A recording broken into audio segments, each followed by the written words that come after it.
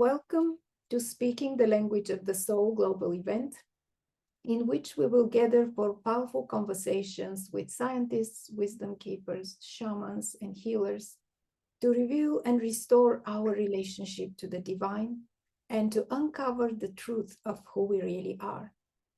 This event is designed to open up space for all of us to remember the oneness and sacredness of everything and the unique contribution that each person can offer to create a new way of living on Earth by simply aligning with who we truly are.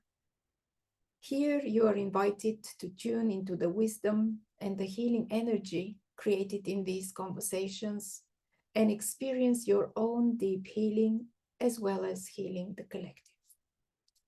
I'm your host and the creator of this event, Veselka Nikolova, and today I'm excited to present to you Kali with. Welcome, Kali. I'm glad you're here today. Thank you so much for having me. It's a great honor and privilege to be on this summit with you. You're welcome. So I will read your bio so that the audience knows a little about you. Kali is like the multi-armed Hindu goddess of her spiritual namesake, juggling many skills and interests. However, the golden thread throughout all of them is a deep, abiding calling to awakened, embodied, non-dual Tantra.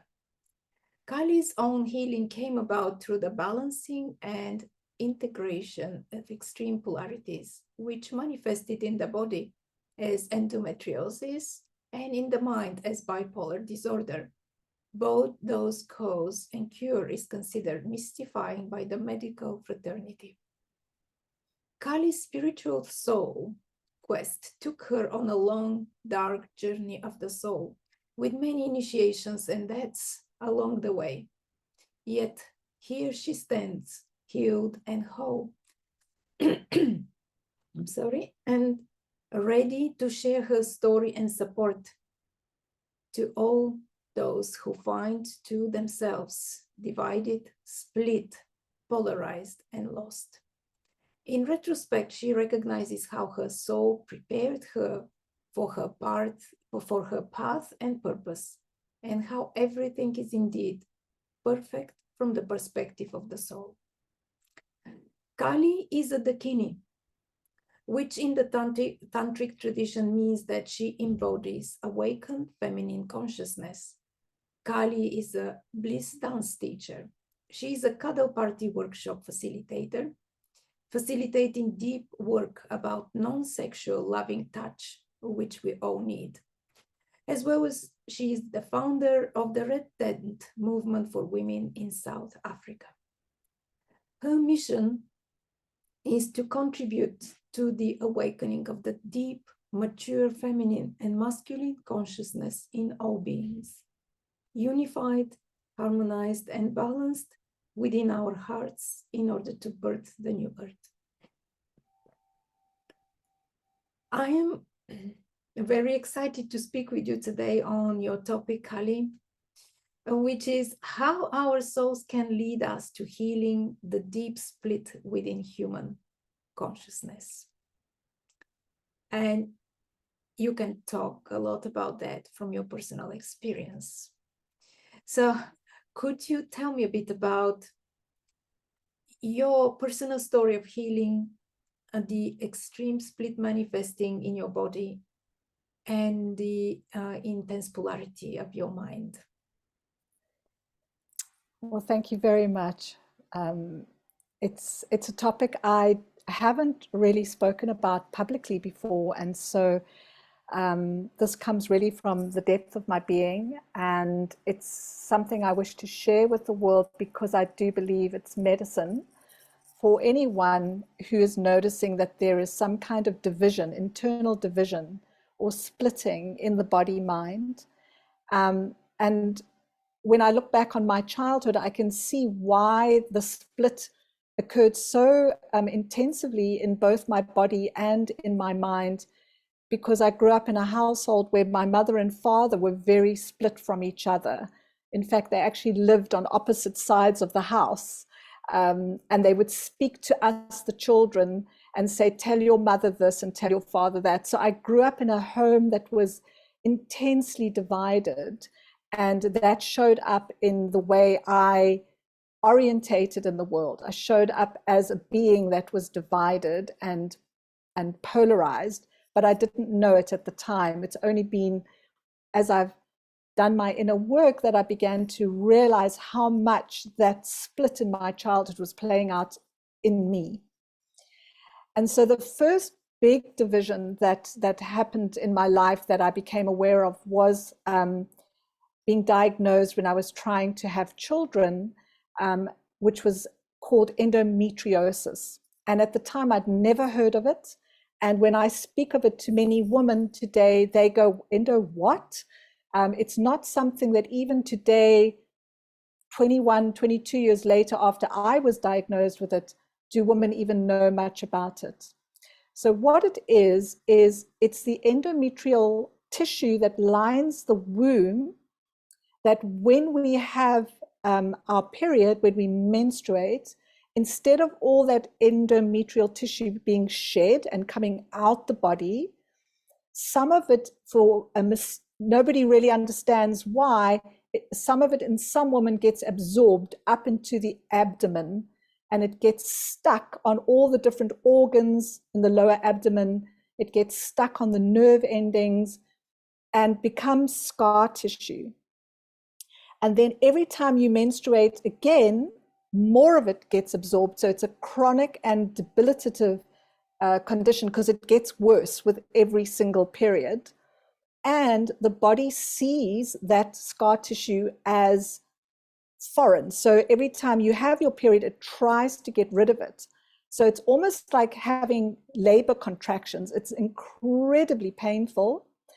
And if it's on the nerve endings, it's even more painful.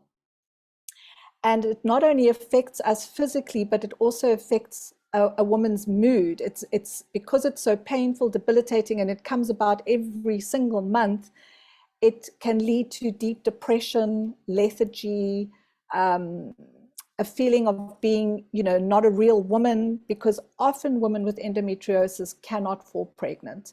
And this is usually how they first discover that something is not right. First of all, the periods are often painful and very heavy. But secondly, there's these mood swings and not being able to fall pregnant. And that's generally when women start trying to find out what's wrong with them. The medical profession, even to this day, is not terribly well informed about this condition. And so women often get sent from pillar to post because there are many, many, many side effects, many, many, many symptoms.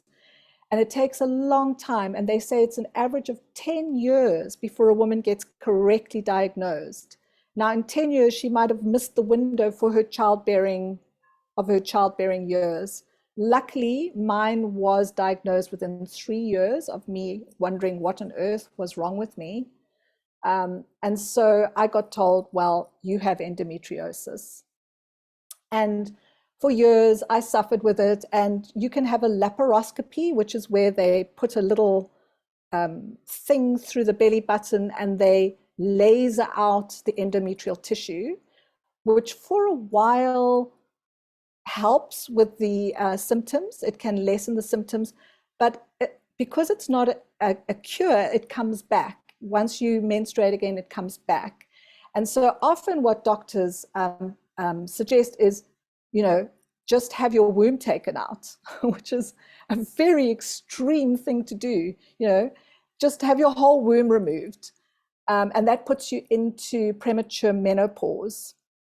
And that, of course, comes with all that its problems of being put into premature menopause. And so after 3 years, I just was not prepared to live with this condition. I thought, I'm 37. I'm going to have to wait until I'm around 50 if I go into menopause at the same time roundabout as my mother. And I have to live with this debilitating condition. It's so painful. I wasn't even able to go to work for 2 to 3 days of every single month. I had to take off sick leave. It was that bad. And I used to gobble painkillers like they were sweets. I just used to just take as many painkillers as I could to just try and survive this terrible condition whenever it struck. Every month, there it came again. So what happened was I made a decision, I made a choice. I knew by then that the body-mind was linked, and I totally believed that my body had the innate wisdom to heal itself. I'd seen every specialist doctor in 3 different countries. None of them had any hope for me other than just keep on having laparoscopies or otherwise, have your womb removed. And I wasn't prepared for that. And so what I decided in desperation was I'm going to heal myself, and I believe in my body. So that was a very important first step, was the belief that my body mind could actually find the answer if I was patient and if I trusted that spirit would guide my body back to wholeness. And so immediately upon making that decision, answers started to come. And it took exactly 12 months to heal this condition that is supposedly incurable. So what the first key to my healing was, I did a lot of research on the internet about other women who had endometriosis. And one of the common factors was dairy products, which creates a lot of mucus in the body. And whilst it doesn't cause endometriosis, it exacerbates it. It makes it worse.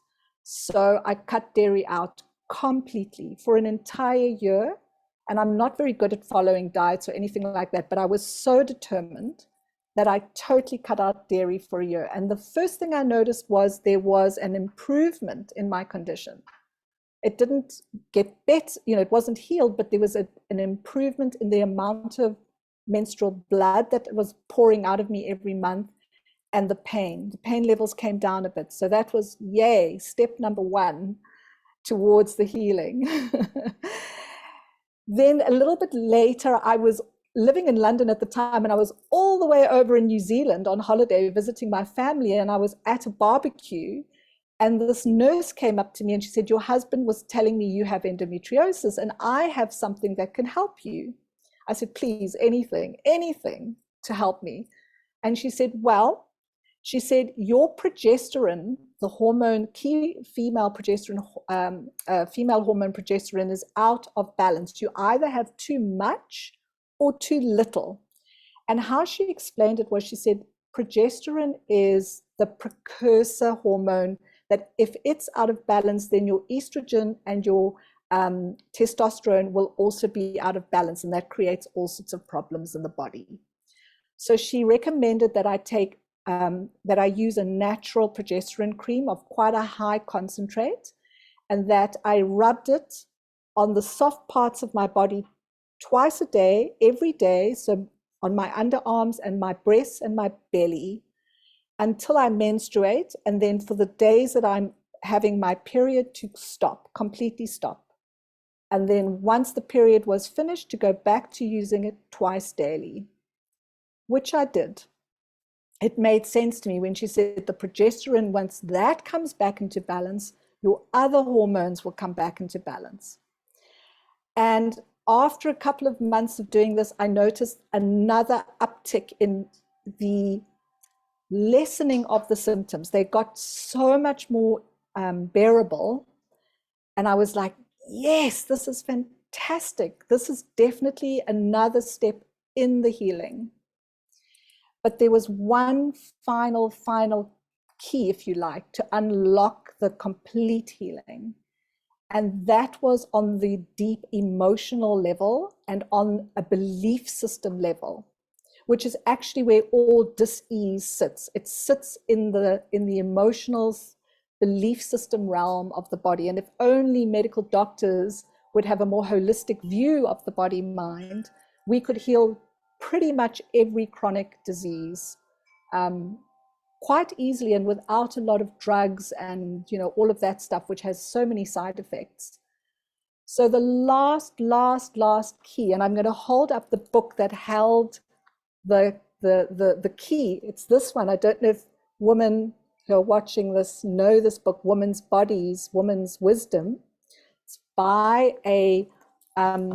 she is a obstetrician in America who, as a medical doctor working with women's health, firmly believed in the body-mind connection.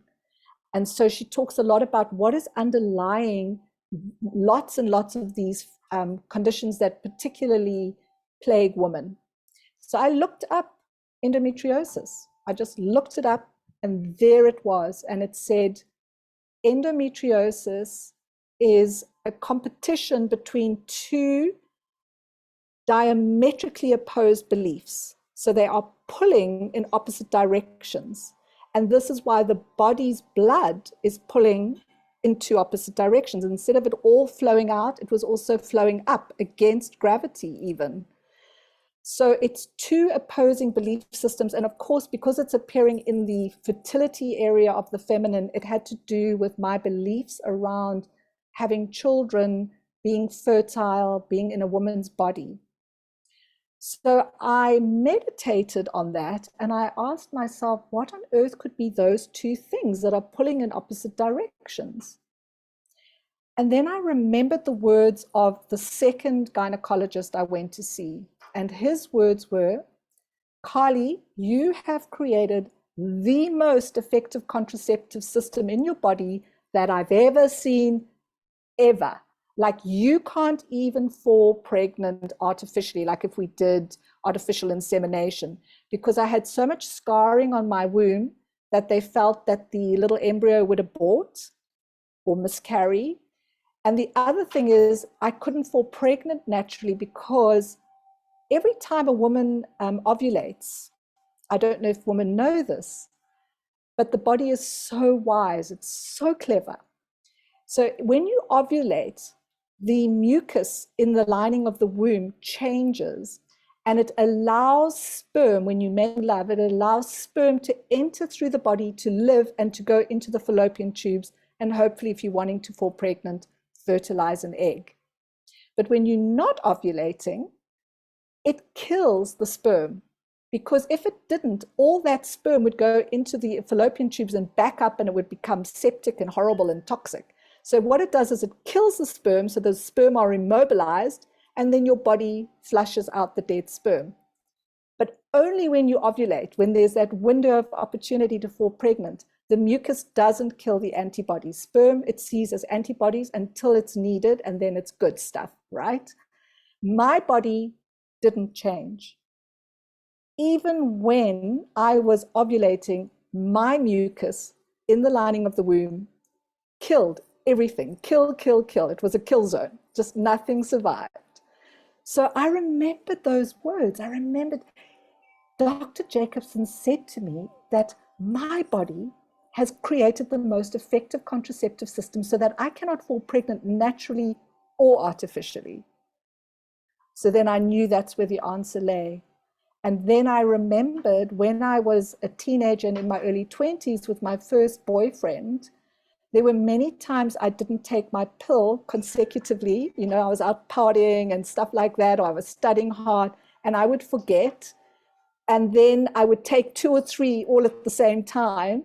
And then my period would be late, and I would lie in bed like this.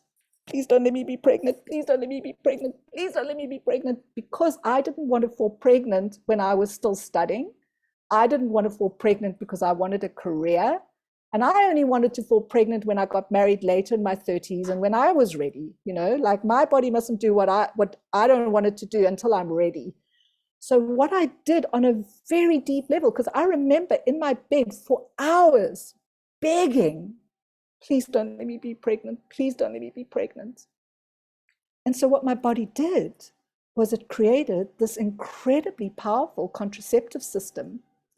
And when I wanted to fall pregnant in my 30s with my first marriage, I didn't undo it on a cellular level. I just did it from the head up. I went, okay, now I'm ready to be pregnant. But I wasn't ready because I hadn't undone a deep, deep instruction to my body. And what I realized then was that my body was my ally, and that my body had only done what I'd asked it to do. and that all I needed to do was undo that instruction on the same deep level that I had inputted it. I needed to take that input out now, and that it would heal. So I lay in bed in London for 5 to 6 hours, firstly thanking my body, thanking the endometriosis, which I had treated as the enemy for so long. I just kept on saying, I love you, my body, and I thank you, my body. And endometriosis, you served me, because I didn't fall pregnant while I was studying, and I didn't fall pregnant when I had this fantastic high-flying career in advertising. Thank you. And now I release you. Now I'm ready, and I'm not expecting to have children. By then I was nearly 38 and I hadn't had children yet. And I'd kind of made peace with the fact that my life may not lead in that direction. I made peace with that. I was like, you know what? If that's my purpose, if that's my destiny, I'm okay. It took me a long time to get to that place, but I'm okay. So I'm not demanding that I fall pregnant, but what I am saying is that if I do fall pregnant, it's a blessing and I welcome it. I welcome it. So I'm just letting you know, body, first of all, thank you. I love you. I love you. I love you. Secondly, I'm releasing that original instruction, replacing it with a new one, which is I'm ready and open to have children if that's what my destiny is. And within a month of that release, and I was already divorced now for the second time, I went on holiday, had this incredible holiday romance, and fell pregnant with my daughter, who, even though I knew I was probably going to end up a solo mom, it was a very conscious choice on my part and one that I embraced. I fell pregnant with my beautiful, amazing 21-year-old daughter, and I had a textbook perfect birth, to the point where the midwife came to me the morning after and said, what diet are you on? And I said, well, I'm on a vegetarian, dairy-free diet, and why are you asking? And she said, because that was a textbook perfect birth. And I mean, going from not being able to have children artificially or naturally to a textbook perfect birth by the time I was almost 38 with my first child, really showed to me the capacity of our body to heal rapidly when we have the right beliefs in place and where we feel. So it's very important that we don't just think this. It's got to be embodied through every single cell in the body. Every cell in the body is like a little, it's a little brain, and it's got a heart and a brain, and it's got everything.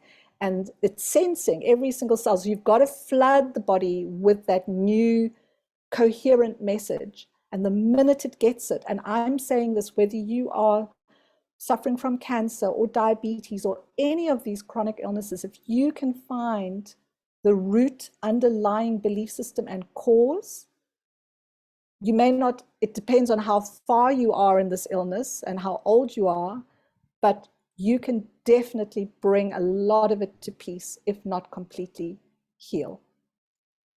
Yes. It is incredible how many important points you touched upon. One is that the Western medicine, the conventional medicine, is what it is offering is treating symptoms. Correct. Treating the consequences. It's something that I'm very passionate about. Conventional medicine is taking the physical body out of the context of life itself. Yes. And treating, it is actually treating organ by organ. It doesn't even treat the whole body. That is so true. It doesn't even treat the body as a whole organism, let alone the mind and the psyche and the spirit. No, even excluding this part, only and we as doctors are very specialized into something, and we lose the sight sometimes being so deeply specialized about the rest, but still it can be done, but concentrated on the consequence. This is more important. Very separational thinking. This is one Yes. organ that behaves like that, and we are going to remove. And actually, the cause is there.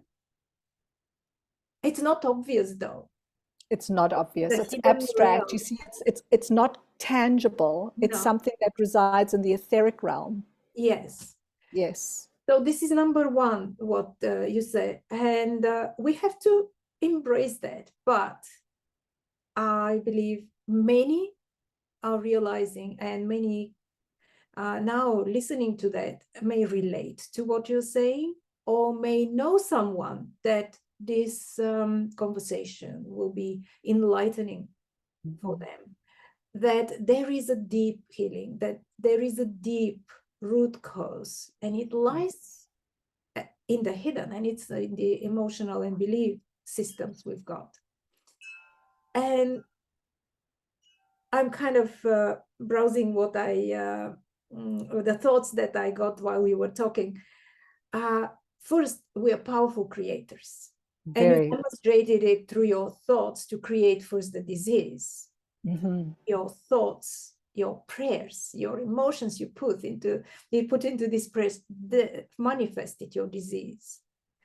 But also your thoughts, your prayers, and your emotions of gratitude manifested your healing as well.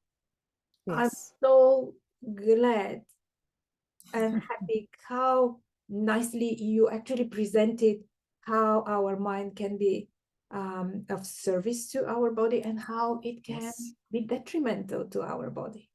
Yes. Yes. And the third point is, ourselves are little intelligent beings. You mentioned this as well. And they are just waiting for instructions. They will do what we tell them to do. But We this have freedom of choice, even if it's not conscious. The thing is to bring our choice into consciousness. If it's in the unconscious, it decides for us. But as soon as we make conscious choices, we co-create with reality. great. Yes. So we can just connect with this intelligence and give instructions. But the instructions also have to be on an emotional level, as you did. Thank you, Yes. with this deep gratitude, and seeing this as not, it's kind of a wounded part of your body in what you have. So why should we reject it? We should embrace it. Thank you. You're Yes. showing me something, and you're showing me the Yes. path for a Yes. perfectly healthy body. So Yes. thank you for sharing. I didn't know this was first time you were sharing your story, but I know that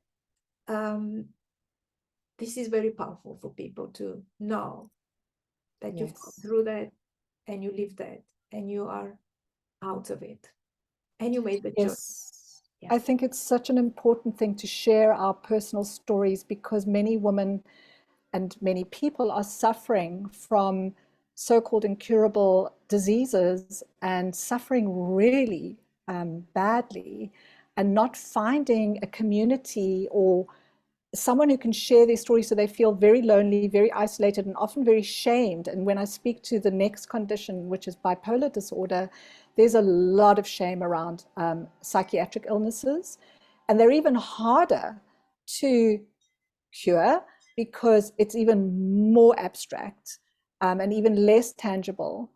And the medical fraternity, and I say there's a place for allopathic medicine just as there's a place for homeopathic medicine. My message is they need to be combined. I'm not promoting only homeopathic. There is a place for surgery, there is a place for conventional medicine.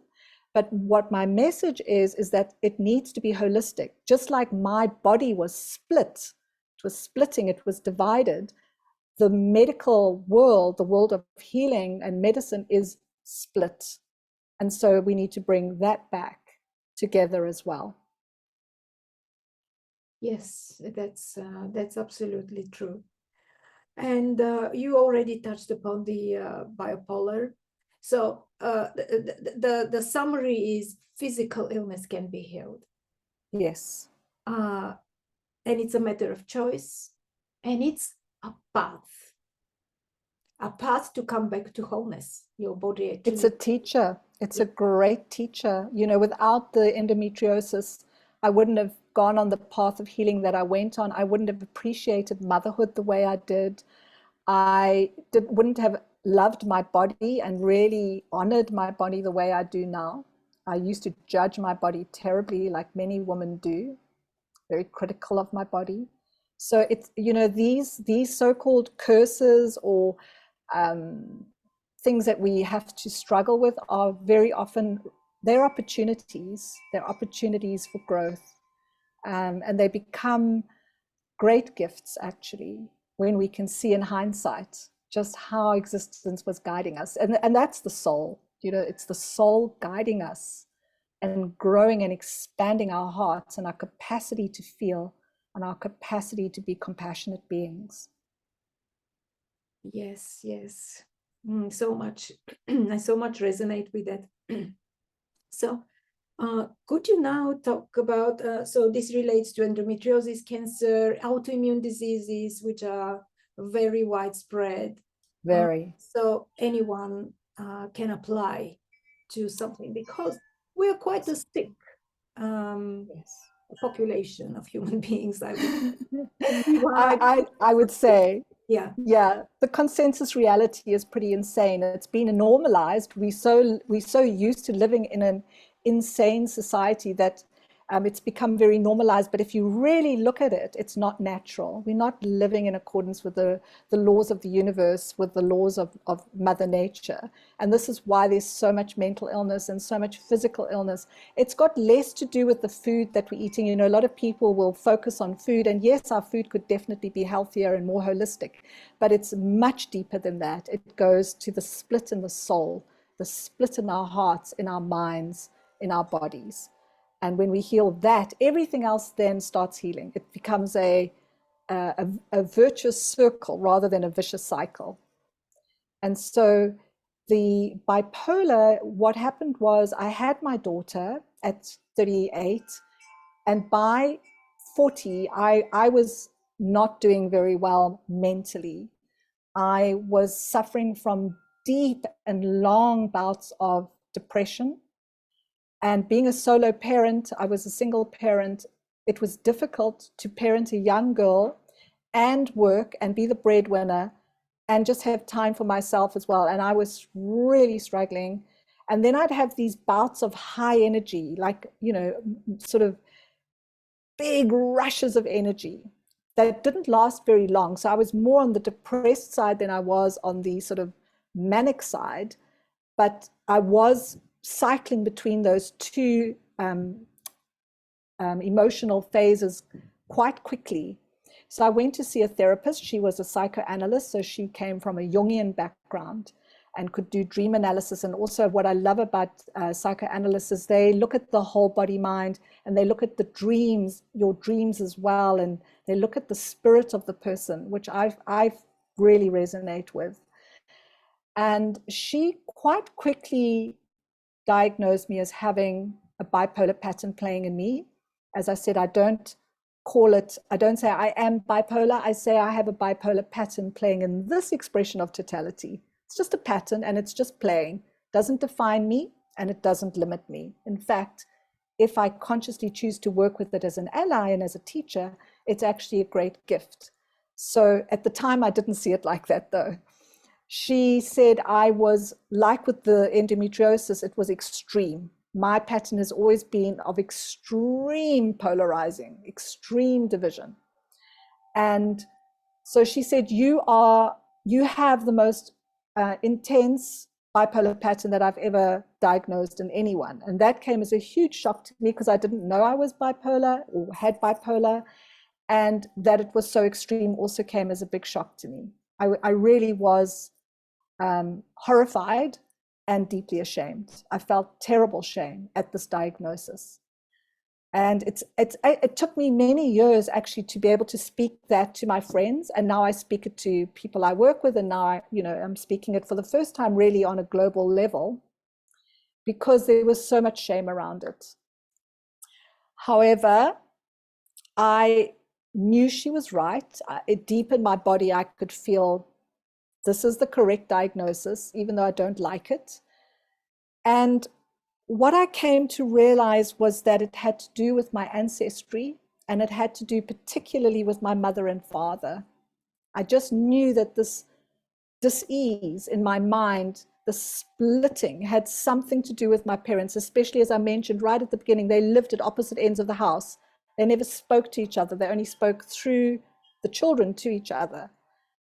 But I didn't know enough about my family to know what was lying at the heart of it. I suspected it, but I didn't know. And there's a saying that says, secrets will make you sick.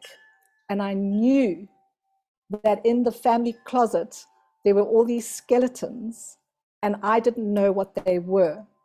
So it took many, many years of exploring and speaking to both my parents to discover what those deep, dark secrets were, so that I could bring them to peace in myself. I knew that if I could just bring them into the light, out of the shadows, out of the hidden and repressed places, that would lead to my healing, no matter what those secrets were.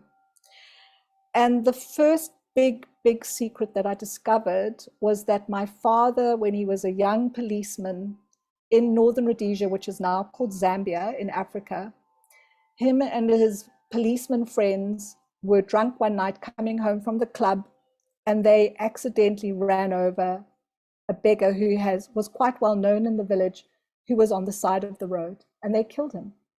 And they were driving drunk. And my father knew that if he, confessed to what had happened, he would never be able to be a policeman again, and it would destroy his life. Nonetheless, of course, the right thing to do would have been to own up, but he didn't. And my mother, who was pregnant with me out of marriage, who'd been told by my father he was not marrying her, she said, I will be your alibi if you marry me. If you marry me with this child, I will then say that you were with me at the time of the accident. And so there was this terrible, terrible secret that became part of me, because I was the one who carried that shadow of my father's guilt and my mother's covering up for him. So in his lifetime, he never owned that. He never was held accountable for it.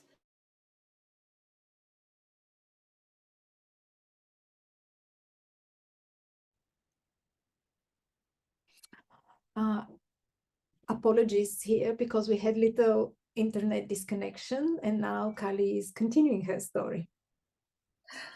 Thank you. So I'll just retrace my steps a little, because I'm not quite sure where we froze. But so my mother, pregnant with me, became my father's alibi. That terrible homicide was never actually atoned for, or even told to anyone, except it was a secret my parents knew. And I was in my mother's belly at the time that this all happened. And the good thing that came out of it was that my parents did get married, and I did have a father growing up as a child, but in a very dysfunctional, very split home. But still, there was something that was good that came out of it. And so when my mother revealed that secret, I knew that was part of what was causing a very big split in my psyche. But I knew there was something else on my mother's side as well, and I couldn't access it. She wouldn't tell me what it was. And it was actually when I started doing conscious dance, and conscious dance is very, very deep, deep, deep meditation. And you can go into these expanded trance states where you can access wisdom that isn't usually available to us in our day-to-day lives. And what I started to access was information about my maternal grandmother. And she told me, you have to ask your mother about me, because she's hiding a secret about me to you. And this is very important that you get to know this information. And so I didn't go to my mother, because I didn't feel she would tell me. My mother tended to be a bit of a fantasist, and so she would tell all sorts of elaborate stories, and then you could never tell what was true and what wasn't. When I got to my father's story, I sat with her literally for 8 hours and insisting, come back, tell me the truth. So I didn't feel I could get this from my mother. So what I did was I went to my cousins, and I knew they'd been doing a lot of research on my mother's side of the family. And what they told me was that my grandmother, so my mother's mother, was of mixed race. She was part European, part Bantu, and part Khoi. And the Khoi people around the world tend to be known as Bushmen. They're very gentle, very beautiful people, very connected to spirit. And they were hunter-gatherers. Well, the Khoi and the San, the Khoi people tended to be more farmers, and the San people were the hunters. And I grew up in South Africa, which, as most people will know, was governed by apartheid from 1948 right through to 1994. And it was legislated splitting, division, extremes, black and white. You shall not live together. You may not marry. You may not have intercourse. So again, it was kind of showing me the internal division was happening to me around me. Everywhere around me, I was just seeing these divisions. And my mother had hidden this from us, because if she had revealed it when my mother met my father and they moved to South Africa from Zambia, they would have been forced to live separately. We would have gone to different schools. We would not have been able to live where my father lived. And similarly for my mother growing up, she also grew up in South Africa before moving to Namibia and then to Zambia. She also would not have been able to live with her family. They would have all been split up. And so it was really a secret of survival. And I don't blame my mother for not sharing the secret with us, because it had very real ramifications. And when I discovered this, I shared it with my family. I said, do you realize that we have African blood in us? We're not just purely colonists. We're not just Europeans. We're a mix of the two. Part of my family were delighted, like I was. I was delighted. I suddenly felt, I know myself, and I know why I live in Africa and why I love it so much. And I really belong here. I really just loved that this was who I was. But part of my family were horrified, absolutely horrified. So that created another split. But what is interesting is my daughter, who I mentioned before, that holiday romance was in Kenya, and her father was Kenyan, and he was as dark as I am fair. And my daughter is a beautiful mixed race child. This is long before I knew about my roots on my mother's side. And when my mother first heard I was pregnant with a mixed race child, she was horrified. But when she met my daughter, she loved her. I'd say she probably loved her the most out of all her grandchildren. And something deep inside her, all this shame that she carried, this secret inside her, came to peace. I didn't know it at the time, but I believe that's what happened for my mother. So my soul called me to a man who gave me a child who manifested my mother's roots in a very public way and healed some very deep genetic divisions in my lineage. And so again, this is such an important story to tell, even as I speak it, I sometimes go, oh, should I really be sharing so publicly such powerful secrets? But that's where I heal. I don't say I've cured endometriosis, but what I do say is I manage it. I got diagnosed at the age of 42. I'm now 60. I tried medication for 18 months and absolutely knew without a doubt it wasn't going to help. Sorry, Kali, you're talking about the bipolar. The bipolar, you mentioned yes. endometriosis, and so that there is confusion. Yes. I beg your pardon. I beg your pardon. I'm referring to the bipolar. How the non-physical manifestation of the split that has been generational in your life. Yes. Yeah, so many. And I had no idea, I sensed something wasn't right, but I didn't know what it was. I had no access to that big secret. And it was indirectly through my cousins that I got the truth. And it's been actually ratified I've had DNA testing because I wanted to be sure that this was true. And it was borne out by this DNA testing I did with National Geographic. It's called the Geno experiment. And they did that experiment to prove to humanity that we all won, That was their intention. It was to show that we all come from the first man and first woman of the Khoi people. We then spread out all over the world, and to show that there is only one race of human beings. It's called being a human being, and all these other divisions have been created artificially. It's not natural for us to fear each other and other people who are not exactly look exactly like us or speak like us. And it was such a deep healing for me to unify all the lost parts of my family into one family. And my daughter is the living example of this unification. And she actually was exactly half of me and half of her dad. She's very much half of his darkness and half of my lightness, mixed almost exactly equally. And she is such a beautiful living example of unity, of healing. She healed me. The secrets that I revealed healed me, and I managed to integrate them. And to this day, I do not take any medication. I manage the condition with mindfulness, with conscious embodiment, and with love. I love all those parts of me instead of condemning, judging, shaming those parts of who I am, who my parents were, for better or for worse. That is all the different parts that make up me today. And so bringing them into consciousness, them into the light, and bringing them into love has been what has healed what was diagnosed as a very, very extreme mental disorder, psychiatric disorder. Great story.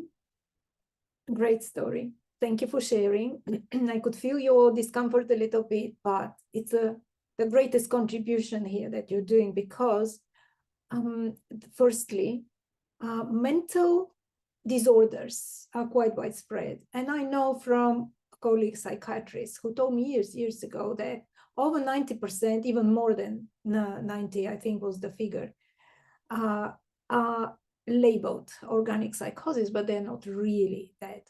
And when you were talking about curing or healing, it's not something that you can touch, really. You're experiencing it. And it's your uniqueness, how you were expressing yourself and how you had to bring yourself to wholeness. And now what you're saying, I'm managing it, I think it's actually amplifying you. It's your personal blueprint, really. Because we can't say that everyone has to fit the definition of how human beings have to be, how they have to behave. And I know how many people are resonating now, because we know how much we may go at some moments in depression, anxiety, fears, and sometimes in excitement. It's not a disease. No. It states, and actually in your being, I can say probably they are amplifying your true being. Yes. And just everyone probably knows about the film Beautiful Mind. Yes. Beautiful professor who actually managed, as you said, managed it with the power of his mind. And to the extent that at the end of the film, all the other professor academics around him were honoring him for his achievements. So this was just him bringing back this wholeness. You called it management of whatever. Yes. I feel it's more than that. It's actually probably harnessing it, it's harnessing it and alchemizing it into your gift. Like, you were given that path for a reason. It wasn't an accident. I believe at a soul level, we choose the path that we're going to take in human form. And then the journey is all about remembering our mission, because we kind of have amnesia when we come into this realm. And then the journey is about remembering this is the mission my soul agreed to undertake. And we go through hardship, and we go through challenges, and we go through initiations and dark nights of the soul, ultimately to expand the soul to more than what it was when it came into this realm. it leaves this realm with more capacity, more expansion. And for me, that's how the cosmic reality is expanding. You know, the scientists say the universe is expanding and expanding and expanding. And I believe that's the soul. It's expanding on every journey, or contracting, and then we come back and we try again. But in this particular incarnation for me, this journey has been one of deep healing of division, inner division, psychically, physically, emotionally. And then with the healing comes the amplification of our gifts, of the purpose that we were put on this planet for. And so it becomes something that you know, I can even say now, I'm deeply grateful for having the bipolar pattern. It's become, again, like the endometriosis. It's an ally, it's a friend. And the secrets that lie repressed in the subconscious will make us, or in the unconscious, will make us really ill until we start to pay attention and realize that actually, for me, sin is just simply unconsciousness. I don't believe in the concept of sin because it makes us feel ashamed and bad. I just believe it's something we don't see. And until we see it, it manages us. But when we start to bring it into light and love, then we can co-create with existence and not be victims, but actually be creators and contributors to life. Very well said. And in a kind of, if you would make a summary of all that, what are your greatest lessons and gifts from this soul healing journey you went through? And what message of faith you can give to those that are suffering from these inner divisions? Yeah. I think the first thing I would say is that if you're suffering, it's a valid experience, and often people get told that you're a hypochondriac, or you're a drama queen, or you're a victim, and I think that's a very destructive message. I think when someone says they're not feeling well, or they are suffering and they're not feeling good, that we hold space for that with love. That's very important. I think so often we get dismissed. The second thing is that the body-mind is a fractal of the cosmic reality. You know, it's a part of, it's like it's the micro part of the macro, and it's all connected. And so when we disconnect things and separate everything, we go into illness and dis-ease and suffering. But when we bring it all back together, the light, the dark, the shadow, everything back home into our hearts, and we embody it. That's important. Not just think it, but embody it and live from that place. Life becomes really exquisite. It becomes blissful, even when it's difficult. For me, bliss is not happiness. It's an orientation to life that welcomes everything. Everything is welcome without preference or avoidance. And so my path of non-dual tantra makes sense that I got drawn to non-dual tantra, because it is the deepest underlying spiritual philosophy, actually, of all religions, because it doesn't deny anything. It says truth can only be whole, otherwise it's partial. So bring everything home: the body, the mind, the heart, the spirit, and the balancing of them is what's important, and bringing them all into consciousness. And then we can live in our superpowers. I really believe that humanity is going from thousands of years of division and separation and suffering. And that my message is, I believe we are tipping into a new earth, into a golden age, and into unity consciousness in the heart. And this is where humanity will manifest superpowers that we can't yet even get our heads around. So that would be my message. Don't despair as the old paradigm collapses, as it must, for the new to come in. Just hold the faith, stay with community, people who are conscious, embodied, and living from their hearts, and we'll get through this to the other side. very powerful message. Thank you on behalf of everyone listening. So it is a kind of a rhetoric question, but is your journey worth it ultimately? Absolutely, 100%. I wouldn't want to go through it again. But now that I am where I am, I can see the perfection of it. I can see the gifts that come from it. And yes, yes, yes, yes, absolutely worth it. And it's made me who I am today. And it has enabled me to support hundreds of people to find their own healing, to activate and alchemize their own healing inside themselves.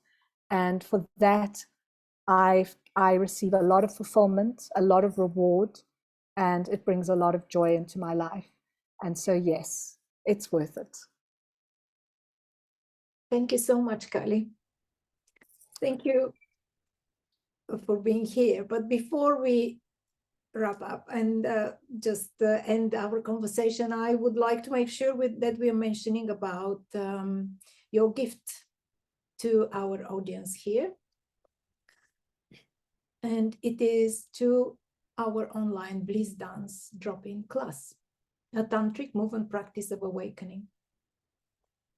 The link is below this video, and there will be there is a coupon code, yes, that they can apply. So you are actually offering it free for this yes, audience here, yes. to experience what this means. But could you, thank you for that. And would you want to tell what is all about? Yes, so bliss dance is a form of conscious dance. It's where Tantra meets conscious dance. And it's an opportunity, because it's an online class, it's an opportunity to really meet yourself in intimacy and to meet yourself exactly where you are, and to move in a way that helps you to uncover what might be not conscious. It starts to bring up and reveal unconscious material in a non-judgmental, beautifully safe and sacred space. Because life is movement, and often what happens is, with feelings that are difficult or experiences that have been traumatic, we've repressed them, we've pushed them down. But movement helps to bring those things to the surface, where we can then embrace them, integrate them, and bring them to peace. So bliss dance is a practice of balancing and integrating every part of ourselves. This is a deep intimacy dance with self, and it's guided. It's 2 hours long. And if you can't make the live class, if you register and put in your coupon, which is Soul Summit, that's the code, all one word, then you can listen to that class in your own time and dance it when it's convenient for yourself. So you do have that opportunity if you can't do the class live. So it is downloadable? Yes.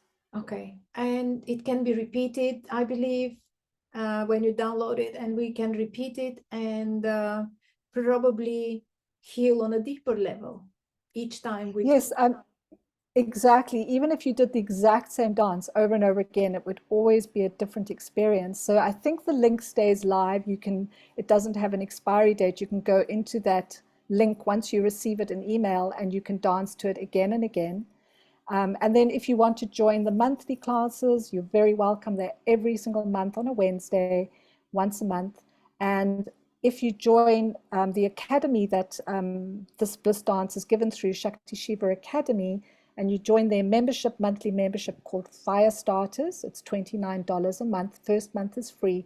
You not only get bliss dance as a complimentary class every month, you also get 2 or 3 other beautiful master classes also as part of your membership, plus access to lots of archival material, all beautiful, wonderful stuff.